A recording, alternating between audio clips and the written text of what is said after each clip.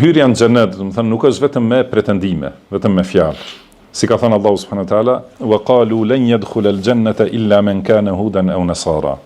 Kan thënë ata, nuk do të hyjnë në xhenet askush përveç jahudive dhe krishterëve. Do të thënë jahudit kanë thënë, vetëm jahudit do të hyjnë në xhenet, ose të gjithë jahudit, edhe krishterët kanë thënë vetëm krishterët, të gjithë krishterët do të hyjnë në xhenet. Por ka thënë Allahu, tilka amaniyuhum. Këto janë pretendimet e tyre dhe ëndrat e kota. Qul hatu burhanakum in kuntum sadiqin. Pra thua ju, sillni argumentet nëse e thoni të vërtetën. Pra duhet të vërtetohet me besim të pastër dhe me fjalë dhe vepra të sakta.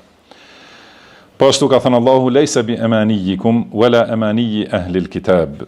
Do të thënë nuk është kjo punë me pretendime ose me ëndra të kota tuajat ose të ahlul kitabit.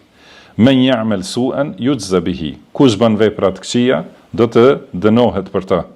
Wala yajid lahu min dunillahi waliyan wala nasira, dhe nuk do të ketë ndihmës ose mbrojtës, do të thënë kundër Allahut subhanahu wa ta'ala.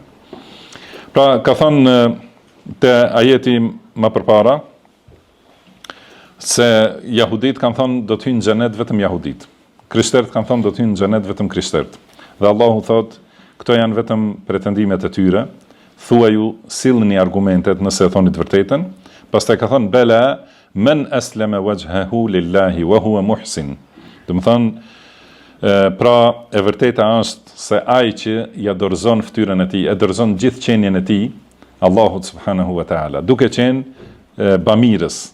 Do të thënë i dorëzohet urdhrave të Allahut krejtësisht, edhe në besim dhe në veprat e zemrës dhe në fjalë dhe në veprat e gjymtyrëve, plotësisht është i dorëzuar ndaj Allahut dhe besimin e ka me tauhid të pastër vetëm ndaj Allahut dhe është bamirës. Do të thënë pra siç folëm për shkallën e ihsanit, do thotë e bën besimin në mënyrën më të mirë, e ka besimin në mënyrën e plotë dhe të mirë, edhe gjitha veprat edhe në nënshtrimin ndaj Allahut me bamirësi të plotë. Atëherë thot Allahu falahu ajruhu inda rabbih.